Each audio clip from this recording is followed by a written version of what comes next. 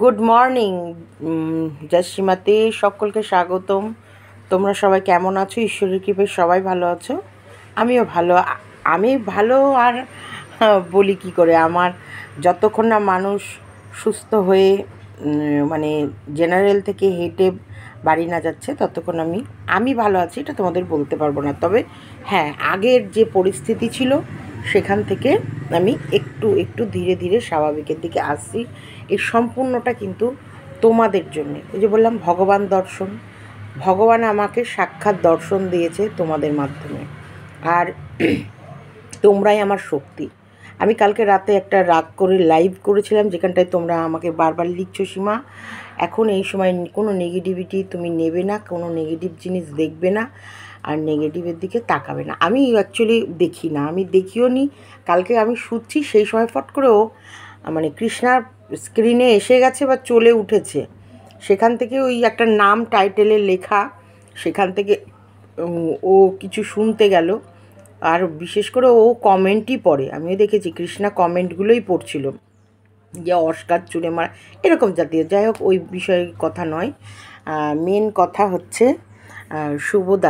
শুভদার যাই হোক, খুব মানে সোমবার দিনকে আবার পুরো অল বডি চেক আপ হবে। সোমবার দিনকে অল বডি চেক আপ করে তারপর শুভদাকে যদি বোঝে যে না এবার জেনারেল বেডে দেয়া যায়, তবে কিন্তু জেনারেল বেডে দেবে। তবে এবার এখান থেকে তোমরা আন্দাজ লাগাও যে শুভদা কেমন আছে। আমি যেহেতু মুখে বলছি না, কেন বলছি না, আমার অনেক সময় হয় কি, যেহেতু ফুসফুসের ব্যাপার, তারপরে কোভিড আছে, তারপরে হচ্ছে ওনার অক্সিজেন লেভেলের বিষয় আছে, তাই এখানটা কখন বাড়ে কখন কমে। আর এখনও যখন আইসিসিউতেই আছেন উনি, তাহলে সেখানটায় আমরা কেউ কোনো কিছু গ্যারেন্টি দিতে পারছি না যতক্ষণ না ওনার সমস্ত রিপোর্ট স্বাভাবিক না হয়ে যাচ্ছে। আর উনি স্বাভাবিক হয়ে যখনই বেডে আসবে তখন ব্যাস আমার শান্তি, যে না শুভদা সুস্থ। এবং জেনারেল বেডে দিয়েছে, তারপরে জেনারেল বেডে রাখার পরেও তো ওনাকে ওখানে হাঁটা চলা করাবেন, কারণ এখন তো শুভদা হাঁটছে না, মোটামুটি সম্পূর্ণটাই বেডের মধ্যে শোয়া, এবং ওখানেই সব কিছু। এইবার মাটিতে নেমে উনি হেঁটে কতটুকু হাঁটতে পারছে বা হাঁটার পর হাঁপিয়ে যাচ্ছে কি না, সেটা তোমরা মানে সেটা বোঝার পর তারপরে ডাক্তার যেটা ভালো বুঝবে সেটা করবে। দেখো 2023 সাল থেকে মানুষটা ভুগছে, 2023। আর আমি কোনো দিন যে আমার হাজব্যান্ডের মেডিসিন কিনতে পাচ্ছি না, প্রতি মাসে এত টাকার মেডিসিন, প্লিজ তোমরা দেখো, প্লিজ ইয়ে করো, আমি কিন্তু করিনি। তাছাড়াও সত্যিকারের বলতে ইদানিংকালে আমি তোমাদেরকে অনেক ভিডিওতে বলেছি যে শুভদা না কেমন হয়ে গেছে, মানে হঠাৎ করে কথা বলা বন্ধ করে দিয়েছিল, আর কেমন যেন ফ্যাল করে তাকিয়ে থাকতো, আমাকে কিছু বলতে আসতো আবার থেমে যেত, আবার আমি বলতাম কী বলছো বলো। দেখো, যারা আমাকে এভরিডে দেখে, যারা আমাকে এভরিডে ফলো করে, যারা আমার লাইভগুলো দেখেছো, আমার ভিডিওগুলো দেখেছো, আমি মোটামুটি সেখানে ক্লিয়ার করেছি। আর আমার একদম লোভ নেই কোনো খাবার, যে আমি এই খাবারটা ভালোবাসি, এটা খাবো, এটা খাবো। আমাকে কত কীভাবে স্বাদে সবাই আসে, তো শুভদাকে দেখতে আসে সবাই, কিভাবে আমাকে স্বাদে। এই জলি এসেছিলো, জলি এসে শুভদার জন্যে ওটস এনেছে, প্রোটিনেক্স দুধ এনেছে, তারপরে হচ্ছে ওর মেডিসিন যাতে ইঞ্জেকশান কিনতে পারি সেরকম। তো এইরকম মানুষ যেভাবে তবু বলতে পারবে না যে আমি, মানে আমার গলা দিয়ে না, এই গলা দিয়ে খাবার নাম ছিল না। কৃষ্ণা কী খাবি বল না, কী খাবি বল না। জয়ার তো টিফিন বক্সে মানে 3-4টে টিফিন বক্স করে খাবার এনেছে, আমি গিলতে পারিনি। ওকে ওর মান রক্ষা করার জন্য হয়তো 2-4 চামচ খেয়েছি কষ্ট করে, মানে বলে না ইচ্ছা হচ্ছে না, তারপর একটা মানুষ বয়ে ব্যাগে করে বয়ে জল থেকে, মানে আমি জলটা খাবো, সেই জল থেকে শুরু করে তোমার কি বলবো, মানে জল, চামচ, স্যানিটাইজার, ন্যাপকিন, তারপরে হচ্ছে 2-3 রকম, মানে আমি যেটা খাবো, যেটা খেলে মানে আমি একটু মানে মুখে স্বাদ আসবে, খেতে পারি, সেরকম একটু টক ডাল, যেমন পারছে সেটাই নিয়ে আসছে, কিন্তু গিলতে পারছি না। দুদিন পর যেদিন খেয়েছিলাম সেদিন যাওয়া একটু ভাত খেয়েছিলাম, তারপরে এগুলো আর খেতেই পারিনি, পারছিলামই না গিলতে। তার মানে আমি খেতে পারি না, আমার যে খাওয়ার যে খুব লোভ তা না। আমি বাড়িতেও ওই 3 বেলা ভাত বা দুবেলা ভাত আর একবার রুটি খাই, ব্যাস এতেই সন্তুষ্ট। সে বাড়িতে যাই হোক, এমন আমার বাইরের খাবারের প্রতি তো কোনো নেশা নেই।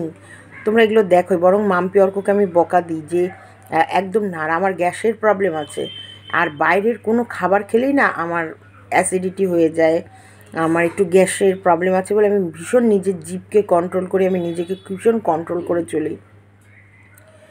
এই খাবারের প্রতি আমার খুব লোভ নেই যে না শুভদাকে আমি শুভদা আমার জন্য এটা আনতেই হবে, ওটা আনতেই হবে, এগুলো না।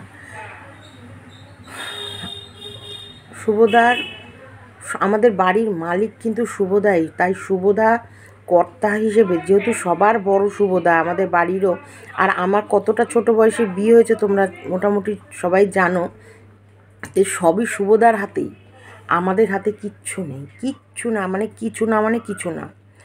আমরা যেগুলো চলি সেগুলো আমাদের এই নুনটুন বুনটুন করতে করতে চলি। তোমাদের বলে বিশ্বাস করবে না, আমি যে ইউটিউব থেকেও যে রোজগারগুলো করেছি, যখন আমার ভালো রোজগার হয়েছে বা রোজগার করেছি, আমি কিন্তু বেশিরভাগটাই শুভদার পেছনেই দিয়ে দিয়েছি। কারণ শুভদার ডাক্তারের পেছনে খরচ করতে চায় না। তারপরে হচ্ছে শুভদা মেডিসিন যে কবে বন্ধ করেছে, বিশ্বাস করো সব শুভদার হাতে। আমি কন্টিনিউ হ্যাঁ খাবো, হ্যাঁ আনছি, এগুলো তো আমাদের হাতে না, এগুলো তো সব শুভদা নিজের হাতে নিজের দায়িত্বে রেখেছে। আমাদের হাতে ছাড়লে তবে তো আমরা আনবো। ওনার বাধা ধরা ওষুধের দোকান আছে, ওনার যেখান থেকে উনি মেডিসিন নেয়, আমরা গেলেই আমাদেরও যে কোনো প্রয়োজনের মেডিসিন করে, তো সেখান থেকে মেডিসিন আসছে। এগুলো তো অনলাইন বা অফলাইন বা এগুলো তো আমার কাজ না। দেখো এগুলো আমার কাজ না, আমি একটা মহিলা, আমি ডাক্তার দেখিয়ে দিয়েছি, আমি সুস্থ করে তুলেছি, আমি ছুটতে ছুটতে সুস্থ করে এনেছি, যা যা আমার দ্বারা করার সেগুলো আমি করেছি। এবার মেডিসিন খাওয়ার দায়িত্বটা তো ওনার। মেডিসিন প্রতি মাসে 20,000 টাকা করে, 20-22 হাজার টাকা ওনার মেডিসিন লাগে, সেটা তো আর আমি কিনতে পারবো না। পারবো কি বলো? আমি পারবো না। আর প্রতি মাসে 20-22 হাজার টাকার মেডিসিন উনি কিন্তু খেয়েছে, খায়নি তা না। উনি এই দিন সাতে কাটে কিন্তু যেই বন্ধ করেছে, সাতে কাটে কি 10 হবে এরকম বন্ধ করেছে। আমি বলছি তোমার ওষুধ নেই? আমি তো প্রতিদিন দুপুরে খাওয়ার পরে বলি ওষুধ খেয়েছো? যখন থাকে হ্যাঁ দুপুরে একটা ছিল খেয়ে নিয়েছি, রাতের এটা খেয়েছি, সকালে এটা খেয়েছি। আমি কিন্তু প্রতিদিন জিজ্ঞেস করি, কারণ ওষুধগুলোও তো ওনার কাছেই থাকে, ওষুধও উনি আনে, আর কখন কখন কোন কোন ওষুধ ওনার কাছে। দেখো আমার পক্ষে সমস্ত কিছু A to Z দেখা সম্ভব না। আমি আমি সবার দায়িত্ব সবাইকে কিছুটা কিছুটা হলেও তো নিতে হবে। দিয়ে এইবার হচ্ছে উনি হ্যাঁ খেয়েছি। তারপরে আমি তোমাকে ওষুধ না, ওষুধটা দুপুরের ওষুধ আর নেই, ফুরিয়ে গেছে। আলাম নেই মানে তাহলে তুমি আনোনি? না প্রেসক্রিপশনেই এই 3 মাসেরই ছিল, কোর্স কমপ্লিট হয়ে গেছে। আমি বললাম না, তাহলে তো ডাক্তারের কাছে নাম লেখাতে হবে, ডাক্তার দেখাতে হবে। তারপরের মধ্যে তো তোমরা দেখেছো আমি অনলাইন বুক করে ডাক্তার দেখিয়েছি, সেখানে ওনার খিদে আসছে না, ওনার মুখে রুচি নেই। তোমরা বলছিলে যখন ওই যে কেমন চোখ ফ্যালফ্যাল করেছিলে, সীমা পটাশিয়াম সোডিয়াম কমেছে কিনা দেখো, সেগুলোর জন্য আমরা আবার ডাক্তার বুক করলাম, ডাক্তার দেখালাম, আর ডাক্তার মেডিসিন দিল এবং ভিটামিন ডি দিল। খাওয়ার পর তোমরা বলেছো সীমা ডাবের জল খাও, আমি ডাব নিয়ে এসেছি, ডাবের জল খাচ্ছি, যা যা তোমরা যখনই যেটা দেখে বলেছো আমি কিন্তু সেরকমই করি। কিন্তু ওনার টাকা পয়সা আমাদের কাছে থাকে না, ওগুলো আমাদের হাতের বাইরে। আর উনি বিগত ডাক্তার দেখানোর পর থেকে উনি কিন্তু কন্টিনিউ মেডিসিন খেয়ে গেছে। ওনাকে যে আমি 3-4বার কেপিসিতে ভর্তি করেছি, 3-4বারের মেডিসিন থেকে শুরু করে সমস্তটা উনি করেছে। একেবারে যে উনি কিছু করেনি বা একেবারে উনি খরচ করেনি, একেবারে উনি টাকা পয়সা বের করেনি, একেবারে উনি নিজেকে ডাক্তার দেখায়নি তা না। একটা রক্তর রিপোর্ট আমি কৃষ্ণা গিয়ে করে এসেছি 10,000, 12,000, 13,000। তারপরে তোমার আইসিইউ মানে অপারেশনের যে ওই যে গলায় এন্ডোস্ক্রাপি না কি হয়েছে, তা সে সমস্ত বুকের একটা ছবি হয়েছে 8,000, 10,000, প্রচুর প্রচুর করেছে। এবার মেডিক্লেম করেনি উনি প্রথমে বললাম না একটু কিপটে গোছেরও উনি আছেন। উনি ভাবতেন উনি অসুস্থ হবেন না। আর এই যখন ওনার এগুলো ধরা পড়ে গেছে, যখন এই হসপিটাল হয়ে গেছে, তারপর মেডিক্লেম হয়নি। যখনই এগুলো নিয়ে কথা বলা হয়েছে, তারপর ওনার বয়স 59। হ্যাঁ, এবার আমার ছেলে মেয়ের নামে মেডিক্লেম, ধরো মাম্পির নামে মেডিক্লেম হলো, তারপর ওনাকে তার ভেতরে নিয়ে নেওয়া এইগুলো ইয়ে করবে। আমাদের কাছে না, সত্যিকারে বলতে, আমাদের কাছে যে সবসময় যে তোমরা ভাবো যে আমাদের কাছে সবসময় মোটা অঙ্কের টাকা থাকে, তা নয়। আমরা দেখাই না, আমরা মানুষকে বলি না, আমরা মানুষকে বোঝাই না, তাই মানুষ জানে না। আমি তো বোঝাই না, আমি তো দেখাই না। শুভদার যখন থেকে অসুস্থতা বেড়েছে, তারপর থেকে ধীরে ধীরে ব্যবসাটা অনেকটা ডাউন হয়েছে।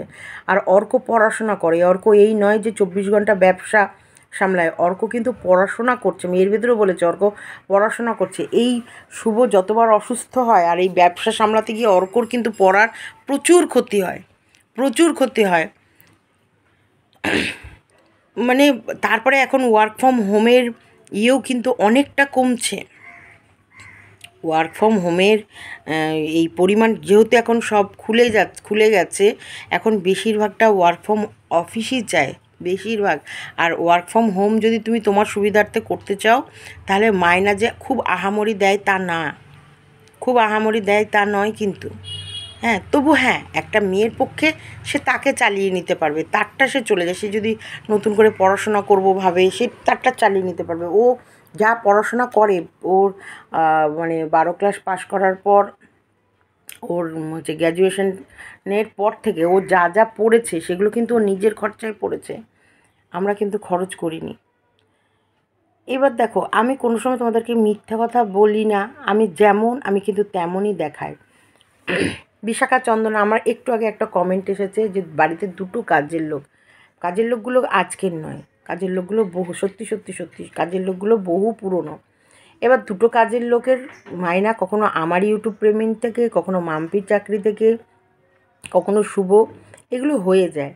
এবার ওরা এত পুরনো মানুষ, আর ওদেরকে ছাড়ার প্রশ্ন আসছেই না। আমি ওদেরকে ছাড়া আমি চলতে পারবো না, কারণ আমি এই বাড়ি মেনটেন করার আমার পক্ষে সম্ভব না, আমি পারবো না। কারণ আমি এইগুলো করে আসিনি। আমি যেটা পারবো, আমি যেমন ইউটিউবে ভিডিও করতে পারবো, মাম্পি যেটা করতে পারবে সেটা মাম্পি পারবে, কিন্তু আমি এইভাবে পুরো সংসারে শুভকে পুরো ধুলোমুক্ত রাখতে হয়। শুভকে কোথাও কোনো মতে শুভর একটুও নোংরা রাখা যাবে না। বেডশিট 4-5 দিন 7 দিন অন্তর চেঞ্জ করে দেয়া, ওর ঘর দোর সবসময় নিট অ্যান্ড ক্লিন রাখা, যেটা আমার পক্ষে সম্ভব না। যেটা ওই 2টোর মাইনা কখনো আমার ইউটিউব থেকে, কখনো শুভর থেকে, কখনো মাম্পির থেকে এটা হয়ে যায়। এটা ওদের দুজনের মাইনা নিয়ে আমাদের খুব একটা মাথা ব্যথা না। আমাদের খাওয়া খরচও আহামরি নয় যে আমরা রাক্ষসের মতো খাই, আমাদের প্রচুর খাওয়া খরচ না। আমি এখন তো শুভকে বলেছি 1 তরকারি ভাত, শুভ বাঙাল তো একটু নিরামিষ 2-3 পদের তরকারি দেখতে চায়। মানে মাছের ঝোল ভাত খেতে পারে না, তার পাশে আরও 2টো নিরামিষ সবজি না হলে খেতে পারে না। ডাল ভাজা টাজা তো পছন্দ করে না, ভাজাভুজি খায় না। ডালের সাথে একটু সেদ্ধ হলো, বড়ি ভাজা হলো, আর হচ্ছে ধরো একটা নিরামিষ তরকারি হলো, আর একটা মাছ বা মাংস বা যেটাই হোক সেটা হলো। তাও আমি ইদানিংকালে প্রচুর সংযত হয়েছি, প্রচুর। মানে আমি রাগে পড়ে মাছই আনতে দিই না, না খাবো না, না করবো না, না এটা করবো না। মুরগির মাংস আর ডিম, খাসির মাংসও ওকে আনতে দিই না। তাও লুকিয়ে মানে ও তো খাসির মাংস ছাড়া খেতে পারে না, তাও ওর তো পুরো বন্ধ। ডাক্তার পরিষ্কার বলে দিয়েছে একদমই না। ওকে হাঁটতে বলেছে, হাঁটে না। ওকে ব্যায়াম করতে বলেছে, ও ব্যায়াম করে না। আজকে আমি শুভ কিন্তু অনেক দিকে অনেক মানে বদমাইশি করে, তবু স্বামী তো, ওই যে স্বামী যখন ও খুব অসুস্থ হয়ে পড়ে, যখন ও খুব হয় না, তখন আর পারি না নিজেকে কন্ট্রোল করতে, যে মানুষটাকে ফেলে রাখবো, মানুষটাকে এরকমভাবে চোখের সামনে মানে ছটফট করতে দেখবো, পারি না। কিন্তু সত্যি বলছি, কথা শোনে না, জানো তো, একদম কথা শোনে না। এবার উনি যখন অচৈতন্য হয়ে পড়ে, তখন আমার কিচ্ছু করা থাকে না, জানো। যতবার আইসিইউতে লেখে, আমি ততবার বন্ডে সই করি যে আইসিইউতে দেওয়ার মতো ক্ষমতা আমাদের নেই। আমি তো কাউকে বলি না, আমি তো কারোর কাছে বাইরে এসে চাই না, বলো। আমাকে এবার কিভাবে আইসিইউতে শুভকে ভর্তি করেছে তোমরা শুনলে পারে তোমরা অবাক হয়ে যাবে, পায়ের তলা থেকে তোমাদের মাটিটা সরে যাবে, বিশ্বাস করো। আমি শুভকে যখন নিয়ে হসপিটালে ভর্তি হচ্ছি, শুভর অ্যাকাউন্ট মানে ফোনের ভেতরে 12,000 টাকা মতন রয়েছে, 12,000 টাকা। শুভকে ঢোকানোর সাথে সাথে 8,000 টাকা শুভর রক্ত পরীক্ষা করতেই লেগে যায়। ওই কি সব পরীক্ষা করে, প্রথমে এমার্জেন্সিতেই কি পরীক্ষা করে, ওখানে 8,000 টাকা। ইসিজি করে, আর কি সব ওই যে মুখে বললাম না একটা মাস্ক কি দেয়, দিয়ে ওই যে ওই অক্সিজেন কার্বন ডাইঅক্সাইডটা বের করার জন্য একটা বিশাল মোটা টাইট একটা মাস্ক পরায়, ভারী, জানো, এই কপালের সাথে ওইটাকে বেঁধে দেয়, বেঁধে রেখে ওইটা দিয়ে শুভর মুখ, ওইগুলো আরও অনেকগুলো পটাপট করে ওখানে 8,000 টাকা প্রথমেই ওটা নিয়ে নেয়। তারপরে তুমি মানে ভর্তি করতে 10,000 টাকা, তারপর হচ্ছে এবার ওই ইয়েতে চলে যাওয়ার পর এইবার ওইখানটায় যখন জেনারেল বেডে দিয়ে আসে, সেখানে গিয়ে শুভ সমস্ত প্রেসক্রিপশন সমস্ত কিছু দেখে, আর শুভ যে কার্বন ডাইঅক্সাইডের পরিমাণটা এত বেড়ে গেছে, বারবার অজ্ঞান হয়ে যাচ্ছে, তখন আমাকে বলছে সেন্সলেস হয়ে যাচ্ছে আপনার পেশেন্ট, আপনি আইসিইউতে দেন। আমি বলছি আমি দিতে পারবো না। তখন ডাক্তার আমাকে বুঝিয়ে বলছে, মা তুমি আইসিইউতে এখন দাও, যদি এখন ওনার ট্রিটমেন্ট শুরু হয়ে যায় তুমি সই করে আইসিইউতে দাও, যখন পারবে না তুমি বলবে, কিন্তু তুমি এখন দাও, তোমাকে এখন দিতেই হবে মা। ডাক্তার চলে এসেছে, তারপরে ফোন করছে নিচে যারা মানে থেকে ফোন করছে যে আপনার পেশেন্টকে ইমিডিয়েটলি দিতেই হবে, আমরা কিচ্ছু করতে পারবো না, এটা কিচ্ছু না। এবার বলো তোমরা এগুলো শোনার পর আমি ওনাকে আইসিসিইউতে না দিয়ে পারি? তা আমি বললাম আমি তো 10,000 টাকা জমা দিয়ে দিয়েছি, আর বলছি আপনি একটু সময় নেন, সময় নিয়ে আপনি পেমেন্ট করবেন, কিন্তু আপনি আগে সই করুন, আগে ওনাকে আইসিইউতে দেওয়ার খুব জরুরি, কারণ ওখানটায় অনেক রকম মেশিন আছে, আর অনেক মানে সুবিধাটা অনেক বেশি, জেনারেল বেডে কোনো সুবিধা নেই, আপনি আগে ওনাকে ওখানে দেন। তারপর গিয়ে সই করে মানে আমি কি করব, আমার মাথা টাথা ঘুরছে, আমি কি করব, আমি কোথায় যাব, আমি কিভাবে কি করব, আমার মাথা টাথা ঘুরছে, আমি নিজে বুঝতে পারছিলাম না কি করব। তারপরে আমি একে ফোন করছি, ওকে ফোন করছি, আমি তো সত্যি বলছি হাওমাও করে শুধু কাঁদছি যে আমি কি করব। আমি বাড়ি গেলাম, বাড়ি গিয়ে আমি বলছি যে যাই হোক, যেটুকুই হোক আমি দেখি, পরের দিন দোকান থেকে কি আছে না আছে সব বের করব। তাই বাড়িতে তো পৌঁছাতেও পারলাম না, তার ভেতরে মাম্পি কলকাতায় এলো, আর আমি বাড়ি গেলাম। বাড়িতে পৌঁছাতে না পা রাখতে না রাখতে মাম্পির ফোন চলে এলো, মা শিগগিরই মা, আমাদের বাবাকে আর বাঁচানো যাবে না, বাবাকে ভেন্টিলেশনের কথা বলছে, বাবার অবস্থা খুব খারাপ, কারেন্ট চলে গেল, তুমি শিগগিরই আসো। বাড়িতে পা রাখতে পারিনি, তার ভেতরেই আমি হুড়পাড় করে বেরিয়ে পরের দিন থেকে শুরু হলো ওষুধ। ওকে আইসিইউতে ভর্তি করার পরেই সাথে দিল ওষুধের লিস্ট ধরিয়ে। আমি যে ওষুধগুলো কিনেছি তোমাদের একটা লাইভের মধ্যে দিয়েছি, নাহলে আমি এইখানটায় পারলে আমি একটুখানি দিয়ে দেব, শুধু দেখো ওষুধ কীভাবে প্যাকেট ওষুধগুলো আমি কিনে নিয়ে গেছি। ওষুধ দিয়েছি, এই তোমার হচ্ছে সমস্ত এই দিকটা মোটামুটি গুছিয়ে বাড়িতে পৌঁছাতেই ফোন, তারপর শুরু হলো জলের মতন এটাই করতে হবে, করতে হবে। এখন একটা কথা বলছে এক ঘন্টা পর, মানে ওনাকে যেভাবে মানে যত রকমভাবে চেষ্টা করে যাচ্ছে ওরা ওনাকে জ্ঞানে আনার জন্য, তার জন্যে যত রকম মেডিসিন আছে ওনার ওপরে মনে হয়, নাহলে আমি থলে মেডিসিনগুলো ওনার কোথায় লাগাচ্ছিল, নিশ্চয়ই তো দিচ্ছিল থলে মেডিসিন, ওরকম প্যাকেট 2 প্যাকেটেও আমার মেডিসিনের বিল দেখে না ওরা অবাক হয়ে যাচ্ছে, যারা দিচ্ছে বলছে এত টাকা বিল হয়েছে, এত টাকা বিল হয়েছে। আমি যেখান থেকে পেরেছি, যেভাবে পেরেছি আমি জোগাড় করে করে এগুলো করে গেছি, যেখান থেকে পেরেছি, জানো। তারপরে আমি আমাকে দেখে, আমাকে বাধ্য হয়ে মানুষ ছুটে এসছে, ছুটে যে আসছে সেই মাথায় হাত বোলাচ্ছে, সেই যে আসছে সে, সত্যি বলছি, তাদের ক্ষমতা না থাকলেও শুভর জন্যে অন্তপক্ষে ইঞ্জেকশান কি নসীমা এই কাজটা করে যাচ্ছে। আমি নাম বলবো, তারা কষ্ট পাচ্ছে শুভর জন্যে, কি বলবো আমি। তোমরা, সত্যি বলছি, তোমরা আমার কাছে না ভগবান, জানো তো। তোমরা আমার কাছে জ্যান্ত জ্যান্ত ভগবান। তোমাদের পাগুলো ধরে যদি আমি প্রণাম করতে পারতাম না, আমি তোমাদের চরণে সত্যি মাথা ঠেকিয়ে প্রণাম করতাম। তোমাদের কারণে আজকে আমি শুভকে নিঃশ্বাস নিতে দেখতে পাচ্ছি, সত্যি তোমাদের কারণে।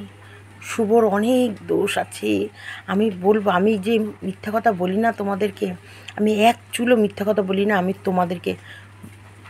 তোমাদেরকে বুঝিয়ে দেবো। আমি মিথ্যে বলতে পারি না, আমার মুখ থেকে মিথ্যে বেরোয় না, বিশ্বাস করো। শুভদাকে বসিয়েই আমি তোমাদেরকে এইগুলো, শুভদা শুধু সুস্থ হোক, শুভদাকে বসিয়েই বলবো। ভয়ে, জানো, পয়সার ওনার কাছে যে নেই, আর পয়সার ভয়ে উনি হসপিটালে যাব বা ডাক্তার দেখাবো এই কথাটা উচ্চারণ করে না। তোমরা বারবার লাইভে লেখো না, সীমা হসপিটালে ভর্তি করে দাও, সীমা কৃষ্ণগড়ের হসপিটালে তো ওনার চিকিৎসা নেই, সীমা তুমি হসপিটালে দাও, সীমা হসপিটালে দাও। উনি কিন্তু শুনছে, উনি দেখছে। এবার সীমা হসপিটালে দাও তোমরা বলছো, কিন্তু আমি হসপিটালে দিতে গেলে যে কী খরচ উনি জানে, উনি ভয়ে বলছে না। উনি ভাবছে কি আমি চুপ করে থাকি, চেপে থাকি, মনে হয় এই অক্সিজেন নিলে আর নিমোলাইজিং করলে বোধহয় কমে যাবে। উনি ভাবতেও পারেনি যে এই 7 দিন বা 10 দিনের ওষুধ বন্ধ করার পর কি হয়েছে, উনি ভাবতেও পারেনি।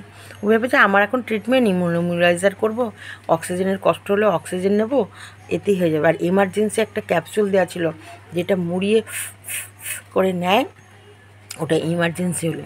আরে বাবা, তোমার বডি পার্টস কাজ করা ছেড়ে দিলে তোমার ওই ফুফু নাও আর ঠুটু নাও। আজকে এই যে জলের মতন, জল, তোমরা অনেকে আমাকে বারবার বলছো সীমাদি কিউআর কোডটা দাও, আমরা শুভদাকে হেল্প করতে চাই। তোমরা বারবার আমায় বলছো সীমাদি কিউআর কোডটা দাও, আমি তোমাকে হেল্প করতে চাই।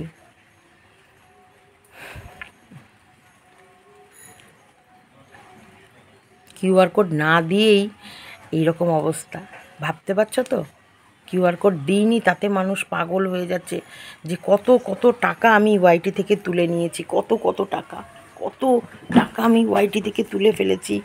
যে তোমরা হচ্ছে শুভদার, আমার 2টো কাজের মেয়ের হিসাব, শুভদার আমি ঘরের টাকা খরচ করিনি। জয়া দেখেছে, জয়া আমার সাথে গেছিলো মুথুট ফাইন্যান্সে, গিয়ে জয়া দেখেছে যে ওখানে এখনও আমার নামের অ্যাক্টিভ, আমার যে সীমা, আমাদের তো সব কার্ড মার্ড দিয়ে, প্যান কার্ড, আধার কার্ড সব কিছু দিয়েই তো ইয়ে করে, সেখানে এখনও দেখাচ্ছে যে অ্যাক্টিভ আমার ইয়েটা। সেখানে বলছে আপনি গয়নাগুলো এত সব বেচে দিয়েছেন, কার জন্যে বেচেছি গো? বলিনি, এগুলো বলিনি। যতক্ষণ নিজে পেরে গেছি করে গেছি, যতক্ষণ নিজের দ্বারা হয়েছে করে গেছি, দাঁতের ভাগ থেকে বলিনি। আমি তখনই কাঁদি, আমি তখনই চেঁচাই যখন আমি আর পেরে উঠি না। আমি তখনই কাঁদি যখন দেখি কি আর আমার দ্বারা হচ্ছে না, আমি কোথায় যাব।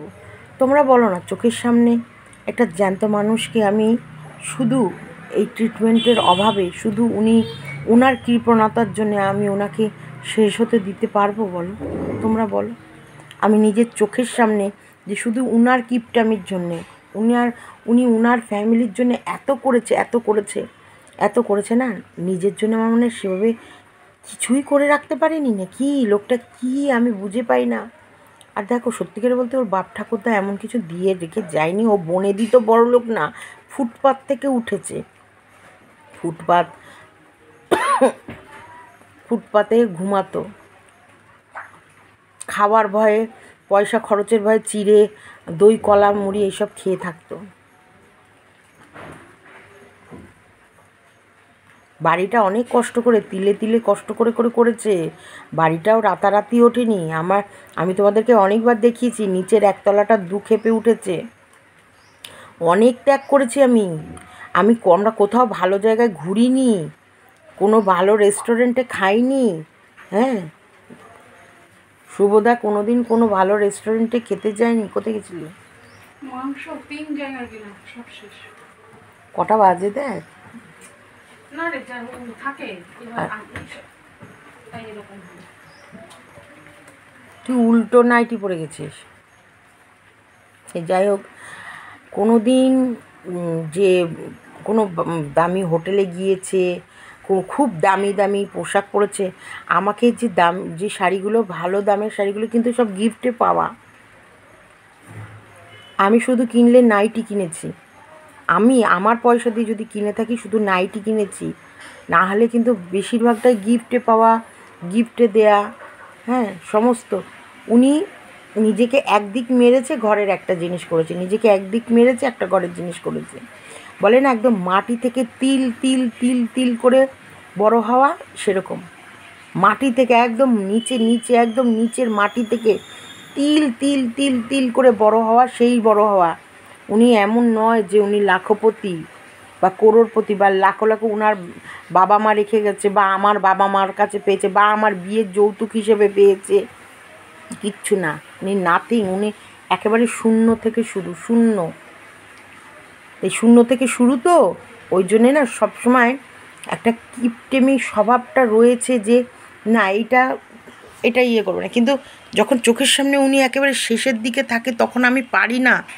তখন আমি না নিজে আমি অস্থির হয়ে যাই। আমি নিজে জানি না আমি কেন এরকম। তখন মানে উনি ঠিক আছে, মানে আমার মনে হচ্ছে এখন আমার শান্তি, যে না ঠিক আছে। আমরা অতি নিম্ন শ্রেণী, নিম্ন বর্গের মানুষের মতো চলাফেরা না। আমি কোনো দিন আজ পর্যন্ত ওয়াইটি থেকে কোনো লুটপাট করে টাকা পয়সা সংগ্রহ করিনি। আরেকটা কথাও, আমি যা করি মন থেকে করি। আমি যাকে ভালোবাসি মন থেকে ভালোবাসি। আমি কোনো দিন মিথ্যে ভালোবাসা, মিথ্যে ছলনা, মিথ্যে অভিনয়, মিথ্যে কথা, মিথ্যে ভণ্ডামি করা, তোমরা আমাকে এটা যা দেখছো, আমি এটা আমি ভেতরেও এটা, বাইরেও এটা। তোমরা আমাকে সামনে এসে দেখলেও দেখবা এটা, আমাকে ক্যামেরাতে দেখলেও দেখবা এটা। আমি দু জায়গায় দুরকম না। আমি যে কী মানুষের সঙ্গে সংসার করেছি সেটা শুধু আমি জানি। আমার এই যে প্রায় 6-7 মাস আগে যে কৃষ্ণার বাড়িতে যে জামা কাপড় এমনি না, এই ওষুধ খাওয়া, এই ঝগড়া, এই ডাক্তার, এই যে চিকিৎসা করে সুস্থ করে আনার পর এই যে যন্ত্রণা, এই যে মানে এই যে আমি বললাম ওপর দিকে ফেললাম, কোথায় এসে পড়বে? এখানটায় আমার স্বামীর তো সবসময় আমি ভালোই চাইবো। ওটা কি রে, প্রোটিনেক্স না ও দুধটা? প্রোটিনেক্স, হ্যাঁ। থ্যাংক ইউ জুলি, রত্না, তারপরে হচ্ছে আরও দুই বোন এসেছিল, 2 বোন। তারপরে তো জয়া, পায়েল, আরও মুনমুন আজকে আসবে, মুনমুন, বুলবুলি, এরা আসবে, আমি দেখাবো তোমাদেরকে।